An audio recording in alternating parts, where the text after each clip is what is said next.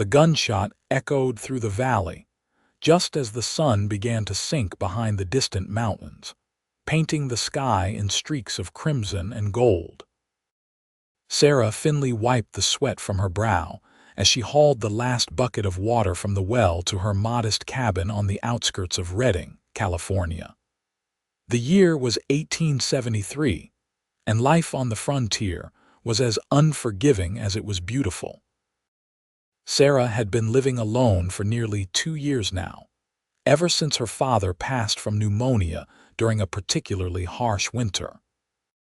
At 24, she managed their small homestead by herself, tending to the vegetable garden, caring for the few animals they owned, and occasionally selling handmade remedies in town skills her mother had taught her before consumption took her nearly a decade earlier. The distant sound of hoofbeats broke through the evening quiet.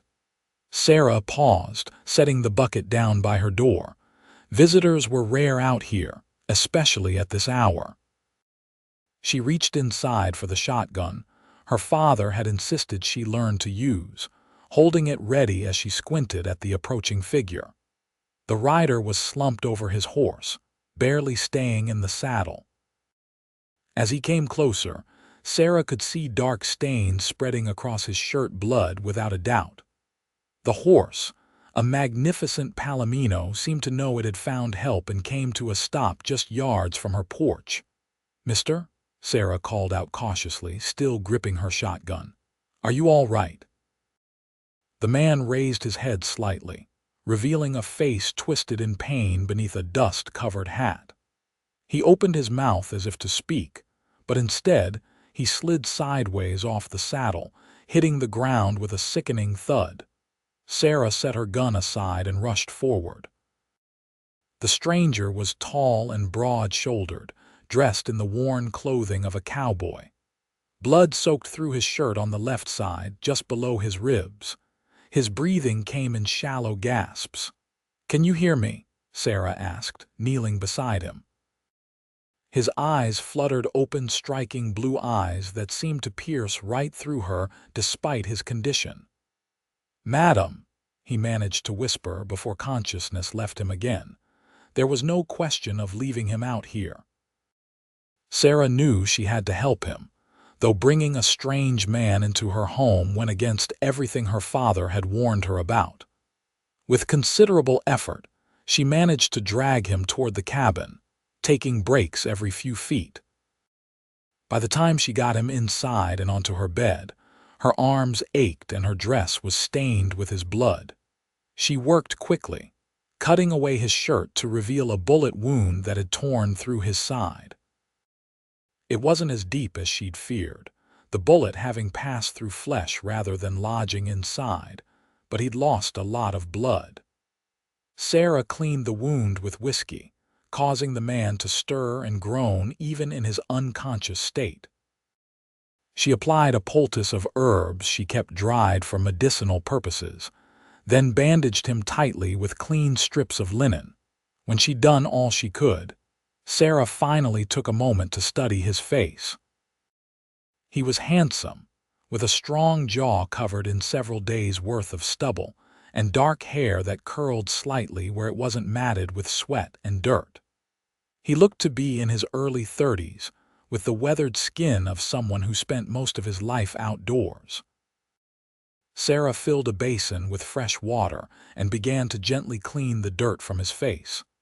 As she did, she noticed a worn leather wallet that had fallen from his pocket.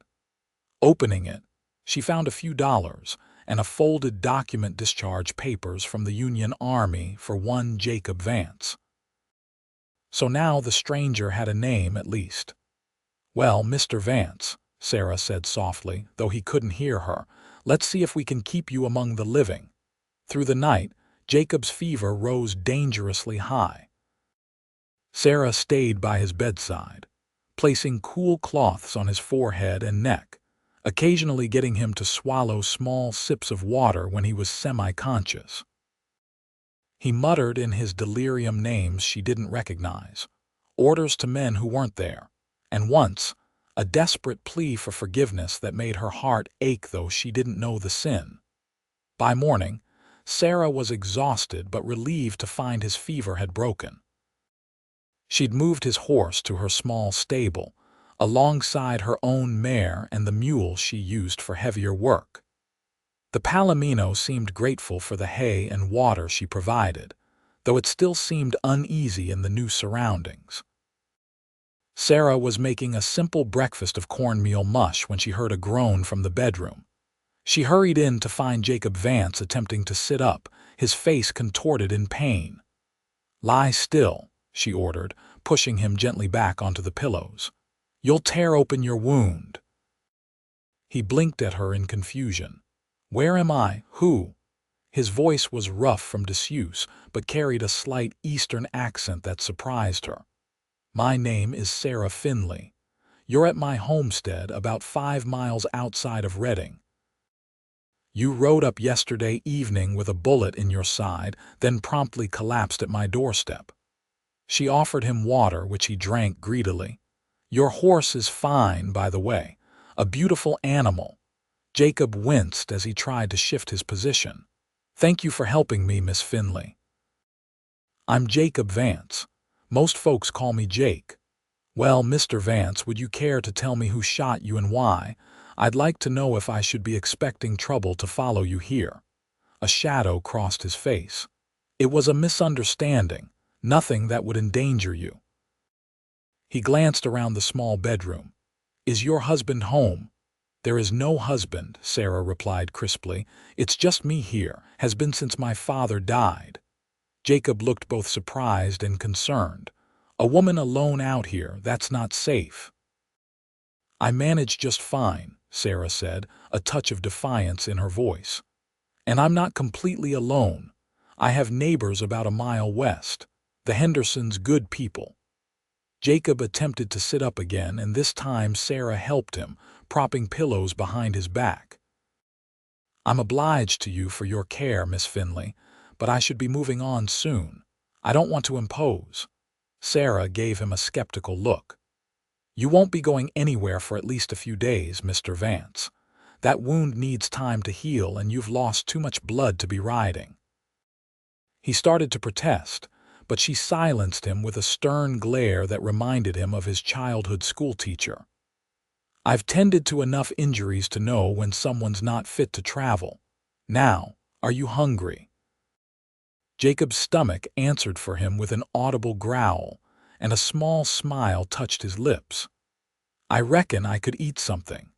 Sarah brought him a bowl of the cornmeal mush with a drizzle of honey and watched as he ate, noticing how his hands trembled slightly from weakness.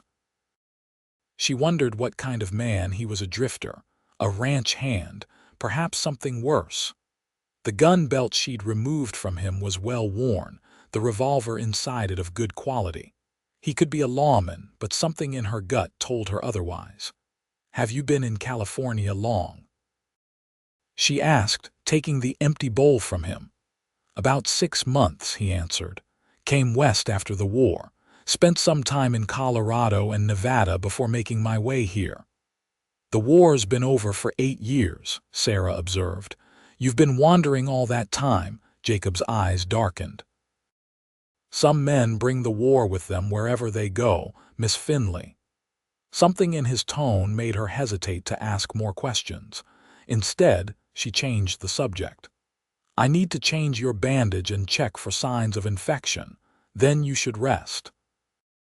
He submitted to her ministrations with stoic silence, though she could see the pain in the tightening around his eyes.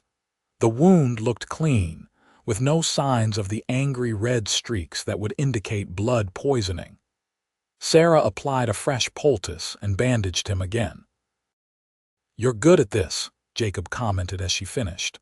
"Were you a nurse during the war?" "No, my mother taught me. She was known for her healing ways." Sarah gathered the used bandages. "Now rest. I'll be outside tending to the animals if you need anything." The next few days fell into a pattern. Sarah would care for Jacob in the morning and evening, changing his bandages and helping him eat. During the day, she went about her usual chores, tending the garden, caring for the animals, mending clothes. Jacob slept much of the time, his body working to recover from the trauma. By the fourth day, he was strong enough to sit up for longer periods and even made it to the small table for dinner, though the short walk left him winded. Sarah found herself enjoying his company more than she'd expected. He was well-spoken and seemed to have traveled extensively, sharing stories about places she'd only read about in books. "How did you come to be living alone out here?" Jacob asked as they shared a simple supper of rabbit stew. Sarah stirred her stew thoughtfully. "My parents came west when I was just a girl, looking for a fresh start.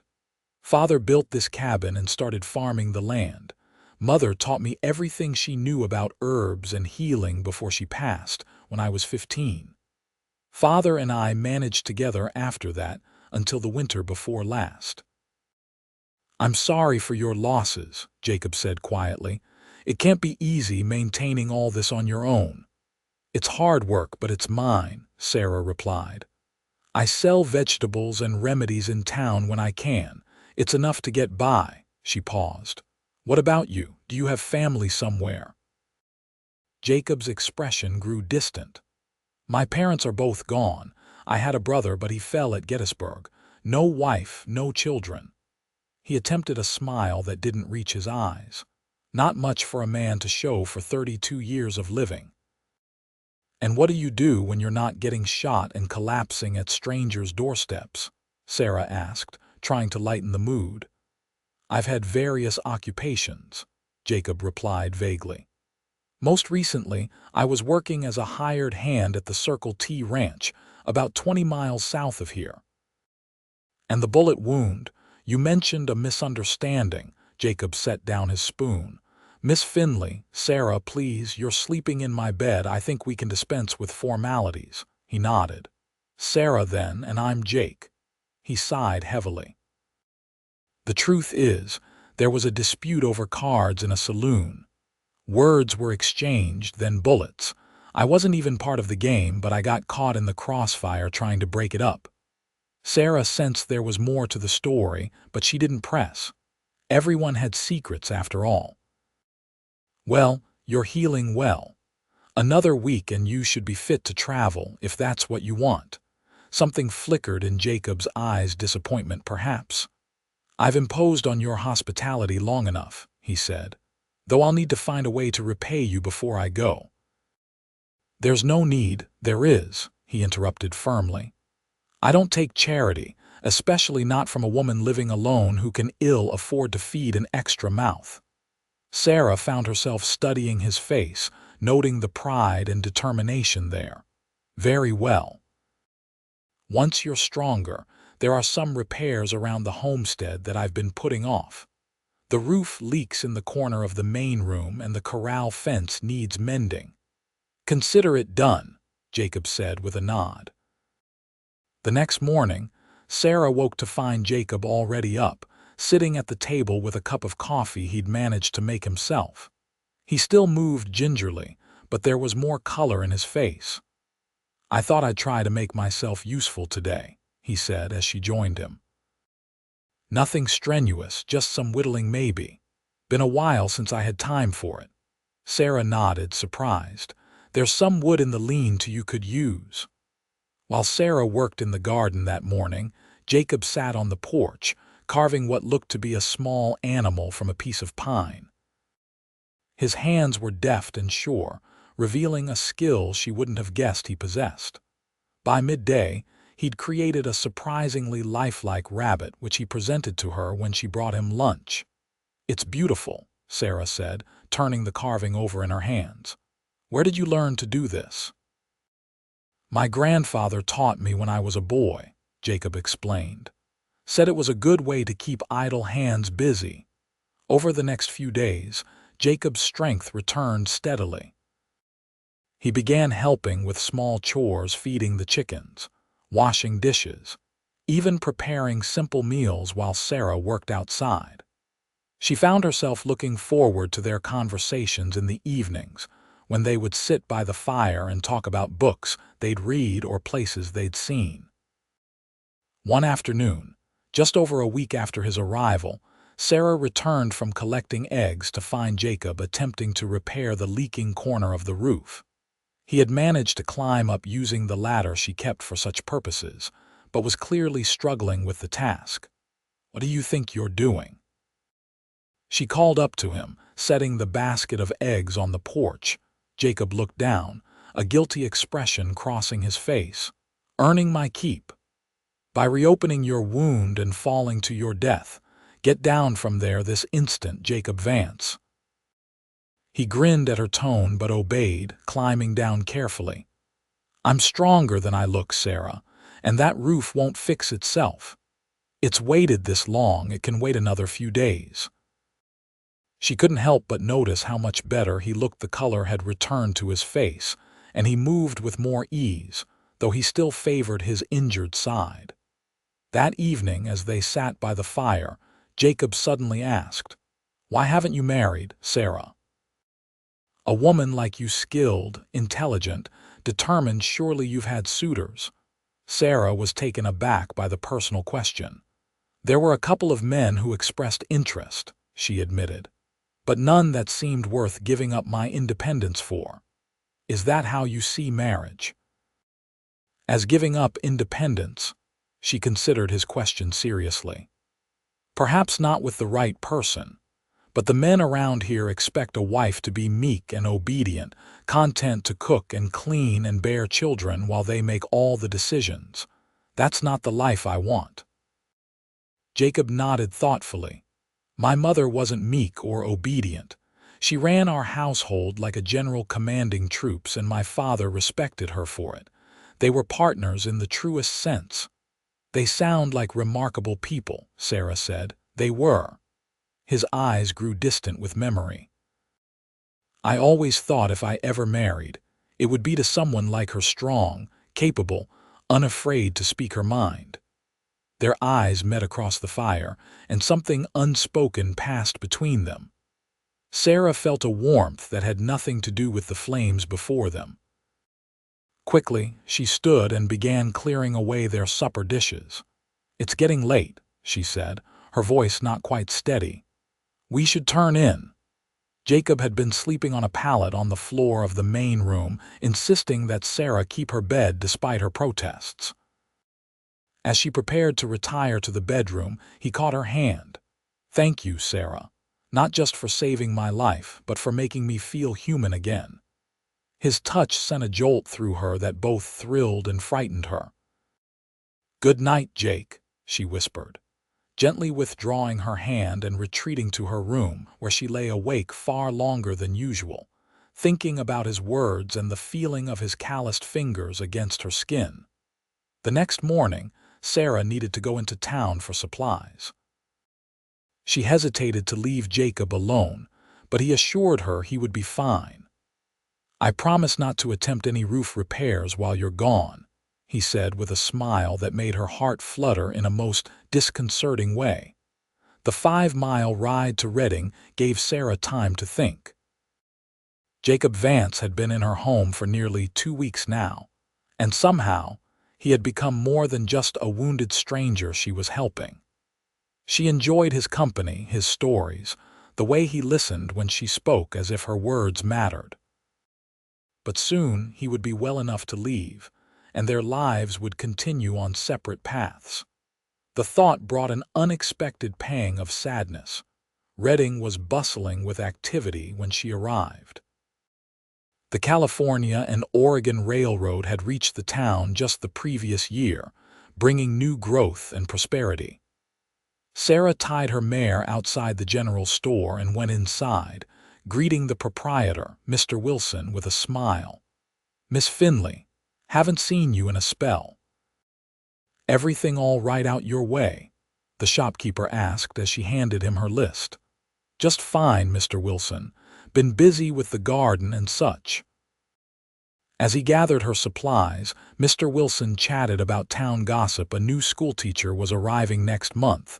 The miller's daughter had just had twins, and there had been trouble at one of the saloons the week before. "Nasty business," he said, shaking his head. "Shooting over a card game." One man killed, another wounded. Sheriff still looking for the fellow who started it all, a gambler name of Blackwell or something similar. Bad sort. Sarah's hand stilled as she counted out coins for her purchases. A shooting. When was this exactly? Let's see. Would have been about 2 weeks ago now. Why do you ask? Just curious, Sarah replied, trying to keep her voice casual.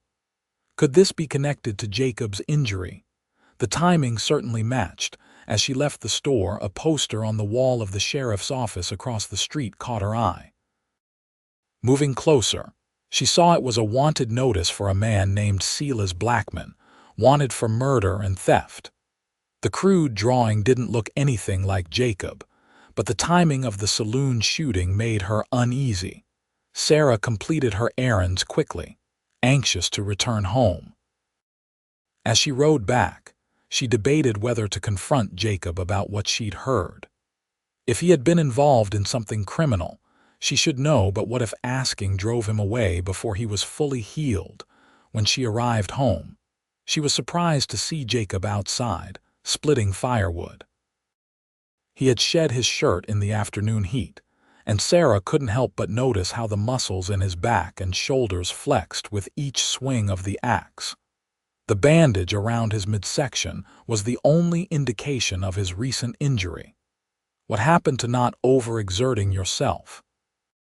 She called as she dismounted. Jacob turned, a sheen of sweat on his brow.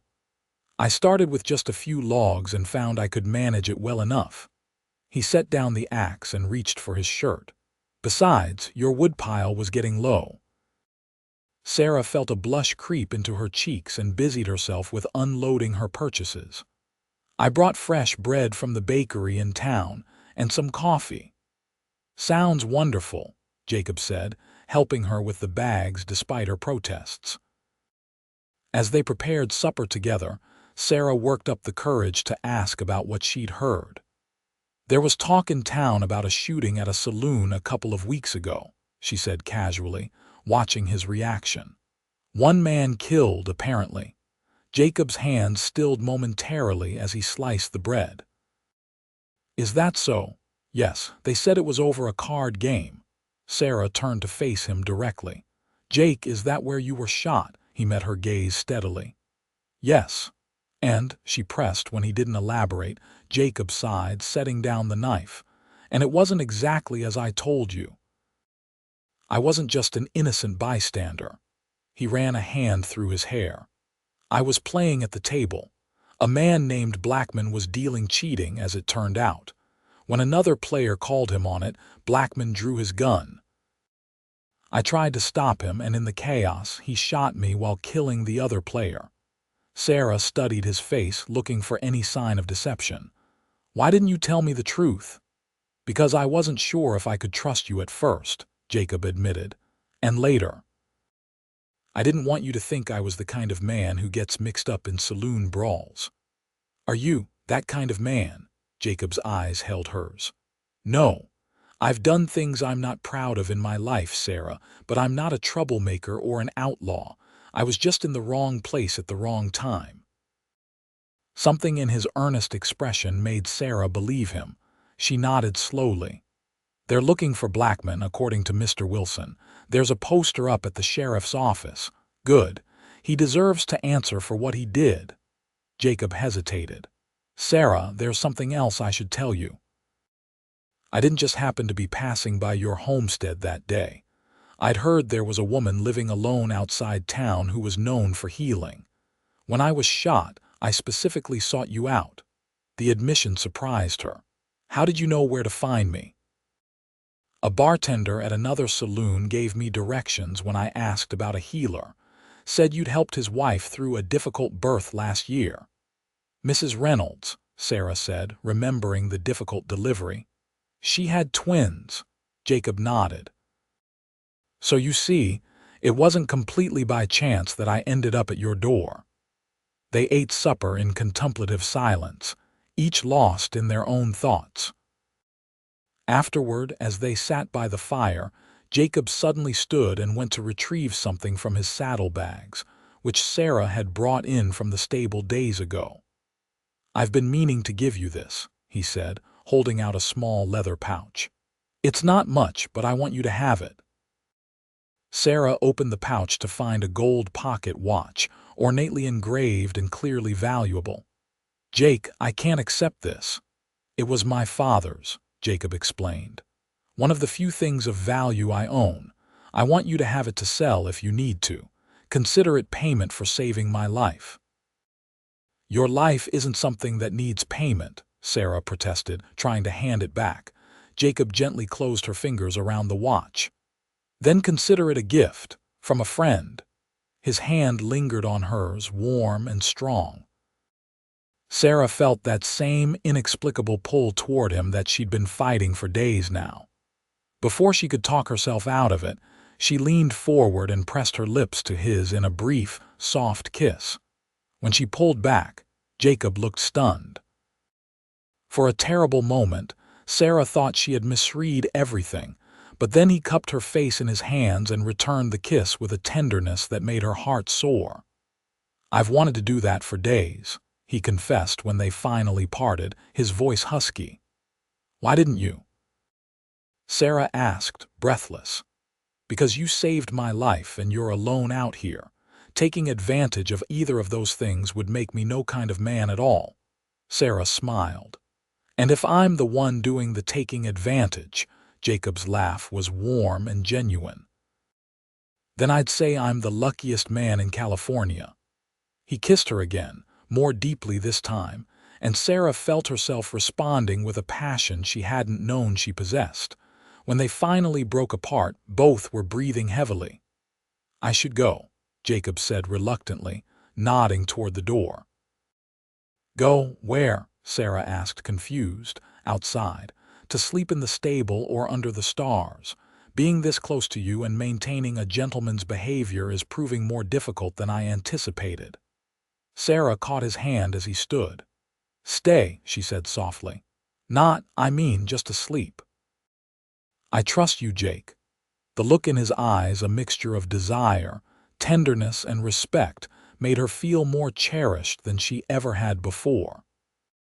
That night, they lay together on her narrow bed, Jacob's arm wrapped protectively around her waist, her head resting on his chest where she could hear the steady beating of his heart. For the first time since her father's death, Sarah didn't feel alone. The next morning brought a new sense of intimacy between them. Simple tasks like preparing breakfast or feeding the animals became opportunities for brief touches and shared smiles. Jacob seemed more determined than ever to help around the homestead, insisting that he was well enough to tackle the roof repairs. "At least let me help," Sarah said as she steadied the ladder for him. Working together, they managed to patch the leaking corner before midday. Sarah was impressed by Jacob's skill with tools clearly. He'd done this kind of work before. "Where did you learn carpentry?" she asked as they sat on the porch afterward, drinking cool water. "My father was a builder in Pennsylvania," Jacob explained. "I worked alongside him from the time I was old enough to hold a hammer. Thought I'd follow in his footsteps until the war came." And after, Jacob's expression grew distant. "After, nothing seemed to fit right anymore. I tried going back to building for a while, but I couldn't settle. Kept moving west, taking whatever work came my way, ranch hand, miner, even dealt cards for a time, though I wasn't very good at it." "Is that why you were in that card game? Professional interest?" Sarah asked with a slight smile. "No, that was pure foolishness," Jacob admitted. "I should have recognized Blackman for what he was, but I was distracted." "By what?" Jacob hesitated. "By thoughts of moving on. I'd been at the Circle T for 3 months longer than I'd stayed anywhere since the war. I was getting restless, thinking about heading further north, maybe to Oregon." "And now?" Sarah asked, her heart beating a little faster. "Now," Jacob said, reaching for her hand, "for the first time in years I'm thinking about staying put." The words hung between them, full of promise and possibility. That afternoon, they rode together to check the boundaries of Sarah's property. She owned nearly 80 acres, though much of it was uncultivated. Jacob pointed out areas that could be cleared for additional crops or grazing land. "You've got good water access here," he noted as they paused by a small stream that ran through the western portion of the property. "With some work, you could irrigate this whole section, double your vegetable production." "My father always talked about expanding the garden," Sarah said. "But it was too much work for just the two of us." Jacob looked at her thoughtfully. It wouldn't be too much for two people who knew what they were doing. The implication of his words wasn't lost on Sarah. "Jake, are you saying you want to stay here with me?" He dismounted and helped her down from her mare, keeping his hands on her waist even after her feet touched the ground. "I know it's fast, Sarah. We've only known each other a few weeks, but in that time, I've felt more peace, more purpose than I have in years." "What about your restlessness?" "Your need to keep moving, it's still there," he admitted honestly. "But for the first time, there's something stronger pulling against it. Someone stronger." Sarah's heart swelled at his words. "I've been alone a long time, Jake. I'm not sure I remember how to share my life with someone." "We can figure it out together," he said, bringing his hand up to brush a strand of hair from her face. "If you want to." Instead of answering with words, Sarah rose on her tiptoes and kissed him, putting all her hopes and fears into the gesture. Jacob responded in kind, his arms tightening around her, drawing her closer until she could feel the beat of his heart against her chest. When they finally broke apart, both breathless, Jacob rested his forehead against hers. "Is that a yes?" he asked, a smile in his voice. "It's a let's try," Sarah replied. "One day at a time." They sealed the agreement with another kiss before reluctantly mounting their horses and continuing their ride. By the time they returned to the cabin, the sun was beginning to set, casting long shadows across the yard. As they cared for the horses, Sarah noticed Jacob repeatedly glancing toward the road. "What is it?" she asked.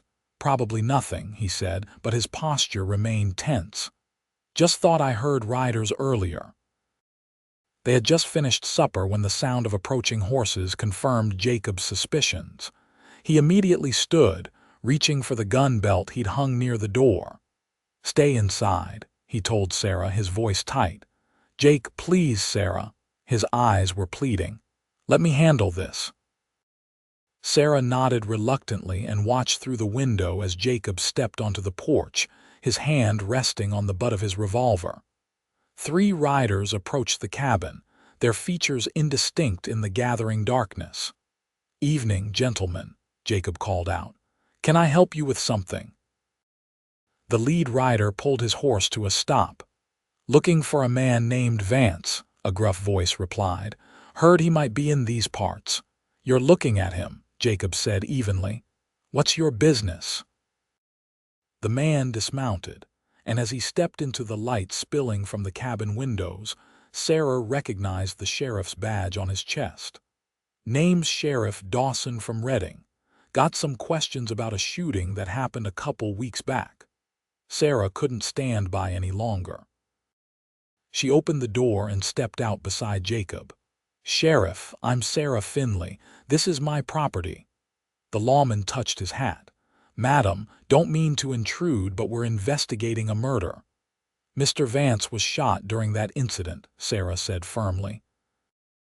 "He came here wounded and I've been tending to him since." Sheriff Dawson's eyes narrowed. "That's so, and he just happened to find your place.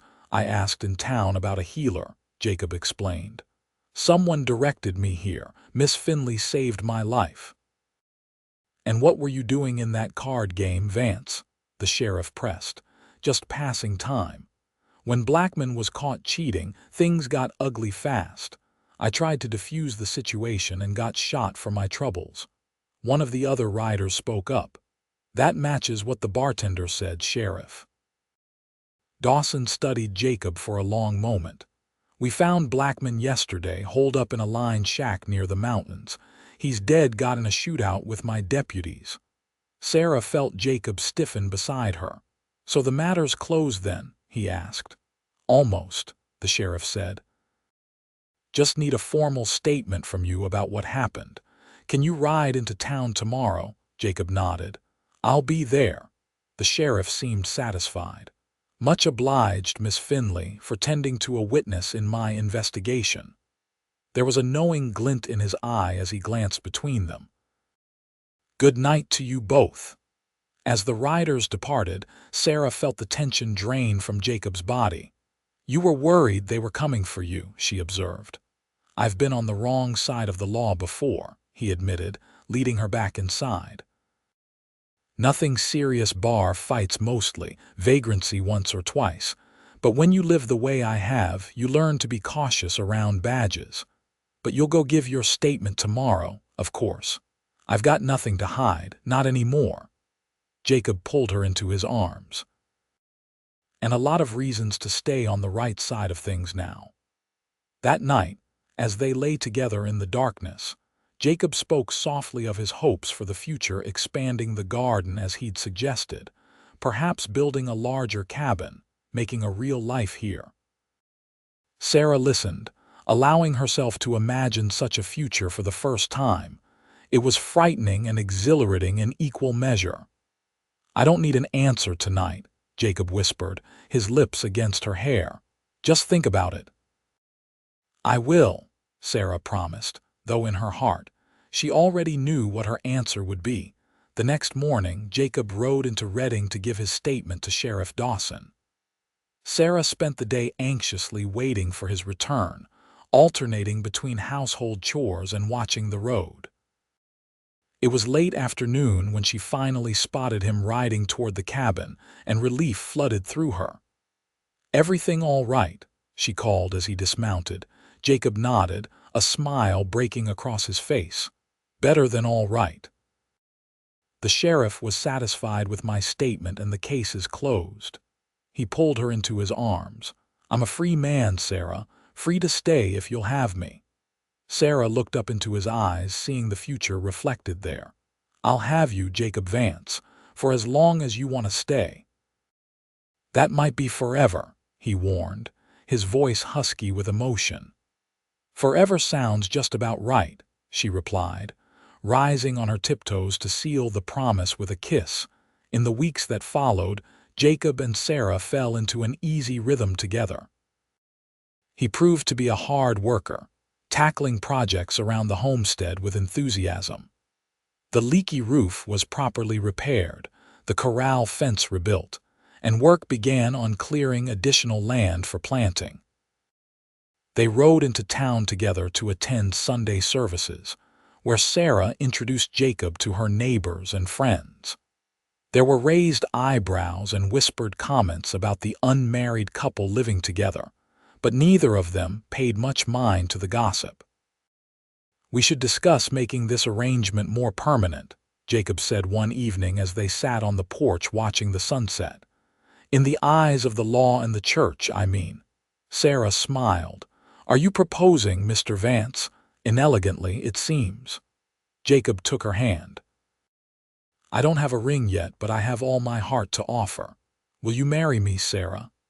"Yes," she answered without hesitation. "Though I should warn you, I'm still not planning to be meek or obedient," Jacob laughed. "I wouldn't have it any other way." They were married 2 weeks later in a simple ceremony at the small church in Reading. Sarah wore her mother's dress, carefully preserved all these years, and Jacob borrowed a suit from their neighbor, Mr. Henderson. The entire community turned out for the occasion, curious about the stranger who had captured Sarah Finley's heart. After the ceremony, they celebrated with a modest gathering at the Henderson farm before returning to their own homestead, now truly theirs together. That night, as husband and wife, they discovered each other in ways they had only dreamed of before. Jacob's touch was gentle yet passionate, and Sarah found herself responding with an intensity that both surprised and delighted her. In his arms, she felt cherished and protected, yet entirely her own person, a partnership of equals, just as he had described his parents' marriage. "I love you, Sarah Vance," Jacob whispered as they lay entwined in the aftermath. The new name sent a thrill through her. "And I love you, Jacob Vance." More than I thought possible. As summer turned to fall, they worked side by side to prepare for winter. The vegetable garden yielded a bountiful harvest that Sarah preserved in jars lining the cellar shelves. Jacob hunted deer and wild turkey, smoking the meat to last through the cold months. Together, they built a new addition to the cabin, a second bedroom for the family they hoped to have someday. When the first snowfall came in early December, they were well prepared. The cabin was snug and warm, with plenty of firewood stacked against the outer wall and food stored for the winter.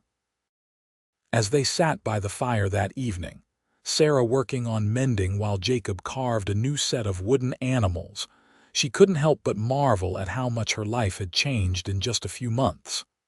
"What are you thinking about?" Jacob asked, noticing her thoughtful expression. "About how different this winter will be from the last," Sarah replied. "Last year I was alone and worried about making it through on my own. Now you're stuck with a former drifter who talks in his sleep," Jacob finished with a grin. "And snores," Sarah added teasingly. "Don't forget the snoring." Jacob set aside his carving and moved to sit beside her on the bench. "Any regrets?" Sarah leaned her head against his shoulder. "Not a single one." As winter deepened, they spent the long evenings sharing stories of their pasts. Jacob spoke more openly about his experiences in the war, the horrors he'd witnessed, the friends he'd lost, the guilt that had driven him to wander for so many years afterward. Sarah told him about her childhood, her mother's illness, the dreams she'd once had of becoming a teacher before life had taken her down a different path. "You could still teach," Jacob suggested. "The school in town is always looking for help." Sarah considered the idea. "Perhaps. Though I'm hoping we might have some students of our own to teach before long." Jacob's eyes lit up with understanding. "Sarah, are you saying?" She nodded, a shy smile spreading across her face. "Dr. Wilson confirmed it yesterday when I was in town. We're going to have a baby, Jake, come summer." Jacob whooped with joy, lifting her from the bench and spinning her around the room before setting her down gently, suddenly concerned. "Is this all right? Should you be resting?" Sarah laughed. "I'm with child, not made of glass." Women have been having babies since the beginning of time, most of them while working far harder than I do. Nevertheless, Jacob insisted on taking over more of the heavier chores as Sarah's condition progressed. By spring, her body had begun to show the changes of impending motherhood, and Jacob found himself fascinated by the transformation. "He's kicking again," Sarah said one evening, guiding Jacob's hand to her rounded belly. Are you so sure it's a boy?" Jacob asked, his face filled with wonder as he felt the strong movements beneath his palm. "Just a feeling," Sarah replied. "Though I'll be happy either way as long as the baby is healthy." They spent the spring preparing for the new arrival. Jacob built a cradle from pine wood, carving intricate patterns along its edges, while Sarah sewed tiny garments from fabric purchased in town. The garden was planted, the animals tended, and the homestead continued to thrive under their combined care. As Sarah's time grew near, Jacob arranged for Mrs. Henderson to come stay with them, her experience with multiple births a comfort to both expectant parents. When labor began on a warm June evening, Jacob found himself pacing anxiously outside the bedroom, the sounds of Sarah's pain nearly unbearable. After hours that seemed like days, a new cry joined the night, their child announcing its arrival with healthy lungs. Mrs. Henderson opened the door, her face tired but smiling. "You have a son, Mr. Vance. A fine, strong boy." Jacob entered the bedroom with trembling legs to find Sarah propped up against the pillows, a small bundle cradled in her arms. Her face was exhausted but radiant with joy. "Come meet your son," she whispered as Jacob sat carefully beside her. The infant was red-faced and wrinkled, with a shock of dark hair that matched his father's. As Jacob reached out a tentative finger, the baby grasped it with surprising strength. "He's perfect," Jacob said, his voice choked with emotion, "just like his mother." "What shall we call him?" Sarah asked. Jacob thought for a moment. "What about Thomas after your father, Thomas James Vance?" Sarah smiled, tears of happiness brimming in her eyes. "It's perfect." Young Thomas thrived under his parents' devoted care. By his first birthday, he was taking wobbly steps around the cabin and attempting to repeat the simple words they taught him. His favorite place was outside, watching his father work or helping his mother in the garden. Helping, mainly consisting of pulling up plants and playing in the dirt. Life settled into a new rhythm that centered around their son, but still included the work of maintaining and improving their homestead. Jacob completed the new barn he'd been building, and they added 2 milk cows and more chickens to their growing farm. Sarah's remedies had gained such a reputation that people regularly traveled from Reading and beyond to seek her healing skills. She set up a small room in the new barn addition where she could see patients and store her herbs and medicines. Jacob supported her work completely, often caring for Thomas while she attended to those who needed her help. "You've found your calling after all," he remarked one evening after she'd successfully treated a child with a dangerous fever. "Teaching of a different sort." Sarah nodded thoughtfully. "I've been thinking of taking on an apprentice. Mrs. Henderson's daughter Mary has a keen mind and an interest in healing. It would be good to pass on what I know." "Your mother would be proud," Jacob said, pressing a kiss to her temple. As Thomas approached his second birthday, Sarah discovered she was expecting again. This pregnancy proved more difficult than the first, with persistent sickness that lasted well beyond the early months. Jacob insisted on hiring a young woman from town to help with household chores, allowing Sarah to rest when needed. "I'm not an invalid," she protested, though the dark circles under her eyes belied her words. "No, you're the mother of my children born and unborn in the heart of this home," Jacob replied firmly. "Let us take care of you for once." Their second child, a daughter they named Elena Rose, arrived in the depths of winter. Unlike her brother's birth, Elena's entry into the world was swift and relatively easy, as if she were in a hurry to join the family. "She has your eyes," Jacob observed as he held his daughter for the first time. "And probably your stubborn nature, too." Sarah laughed, watching the tenderness with which this once restless drifter cradled their infant daughter. "Heaven help us if she inherits both our stubborn streaks." With 2 young children, the days flew by in a blur of activity. Jacob expanded their holdings, purchasing the adjacent property when the elderly owner decided to move east to live with his daughter. They now had nearly 200 acres, enough to build a substantial ranch if they chose. "We could run cattle," Jacob suggested as they walked the boundaries of their expanded property. "Or horses. This land would support a good-sized herd." Sarah considered the idea.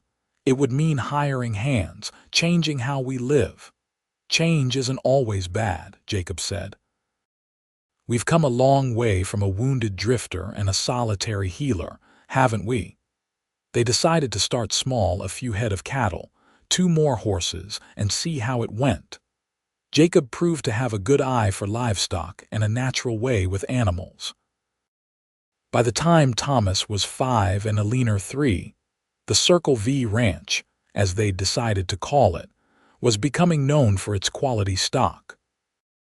"Never thought I'd end up a rancher," Jacob remarked one evening as they sat on the porch of their now expanded home, Watching their children play in the yard with the collie pup Jacob had brought home the previous Christmas.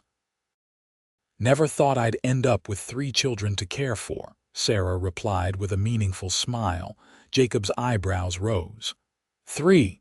Sarah nodded, her hand moving instinctively to her still flat stomach. "Come spring, we'll need to make room for one more." Jacob whooped with delight, just as he had with each previous announcement, and swept her into his arms. "You, Mrs. Vance, are a wonder." Their third child, another boy they named William Frederick, was born on a perfect spring morning, with sunlight streaming through the windows and meadowlarks singing outside. He was a calm, contented baby, with Sarah's fair coloring and Jacob's steady gaze. As their family and ranch grew, Jacob and Sarah remained true to the partnership they had established from the beginning. They made decisions together, shared responsibilities, and supported each other's endeavors. Sarah continued her healing work, eventually training not only Mrs. Henderson's daughter, but also 2 other young women from neighboring properties. Jacob expanded the ranch operations, becoming respected in the community for his fair dealings and hard work. Thomas, at 7, was already showing signs of his father's mechanical aptitude, constantly taking things apart to see how they worked. Eleanor, strong-willed and bright, devoured any book she could get her hands on and announced her intention to become a doctor, a real one, with a diploma and everything. Young William, not yet 2, showed a remarkable affinity for animals, often being found in the barn helping with the horses or cows. "They're all so different," Sarah observed one night as she and Jacob sat by the fire after the children were in bed. "Each with their own path to follow." "Just as it should be," Jacob replied, pulling her close. "Though I hope their paths don't take them too far from home." Sarah rested her head on his shoulder, content in the life they had built together. "Do you ever miss it? The wandering, the freedom of answering to no one?" Jacob considered the question seriously. "Sometimes I miss the simplicity of it, just a man and his horse with no responsibilities. But then," he continued, pressing a kiss to her forehead, "I remember how empty that life was, how lonely." He turned to face her, taking her hands in his. 10 years ago, I collapsed at your doorstep, more dead than alive. You gave me back my life, Sarah, not just by healing my wound, but by showing me what living really means, by loving me enough to build this life together." Tears welled in Sarah's eyes at his words. "And you've never left my side since." "And I never will," Jacob promised, sealing his vow with a tender kiss. "Not for all the days we have left." Outside, the first stars appeared in the darkening sky, shining down on the home they had created, a place of love, healing, and hope that had begun with one act of compassion on a fateful evening so many years before. As Sarah leaned into her husband's embrace, she thought about the mysterious ways life unfolded, how a wounded cowboy collapsing at her doorstep had led to this rich, full life she now treasured. Some might call it chance or coincidence, but Sarah preferred to think of it as destiny. In the quiet of their home, with their children sleeping peacefully and their future stretching bright before them, Sarah and Jacob Vance had everything they had ever truly wanted: a family, a purpose, and each other. And when Jacob pulled her closer and whispered, "I love you, Sarah Vance," she knew with absolute certainty that the lonely days were behind them forever. Whatever the future held, joys or sorrows, triumphs or challenges, they would face it together, just as they had every day since he had stumbled wounded into her life and found not just healing, but home.